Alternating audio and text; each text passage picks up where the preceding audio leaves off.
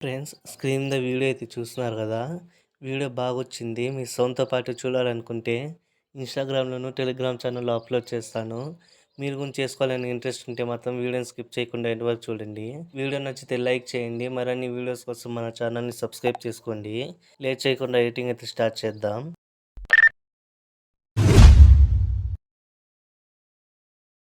Alike మోషన్‌లోకి project అయితే import చేసుకోండి. డిస్క్రిప్షన్‌లో ఉంటది.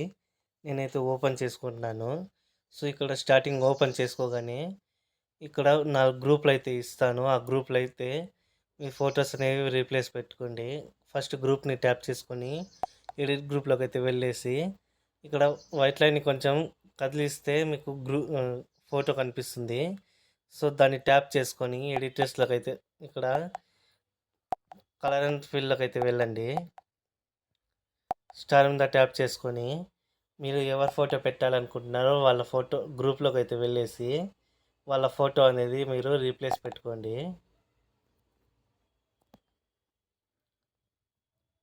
ఫోటో మీద ట్యాప్ చేసుకొని ప్లస్ ఐకాన్ మీద ట్యాప్ చేస్తే డైరెక్ట్‌గా రీప్లేస్ అవుతుంది.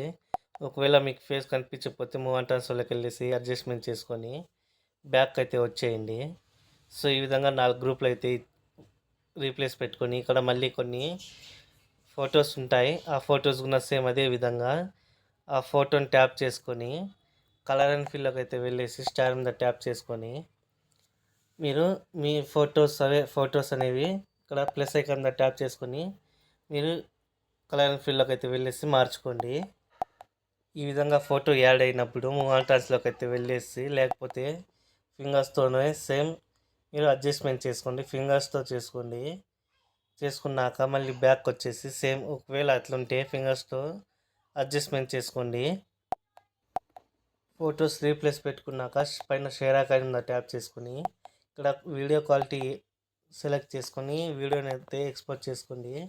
వీడియో నచ్చితే లైక్ చేయండి. మరిన్ని వీడియోస్ కోసం మన ఛానల్ని సబ్స్క్రైబ్ చేసుకోండి.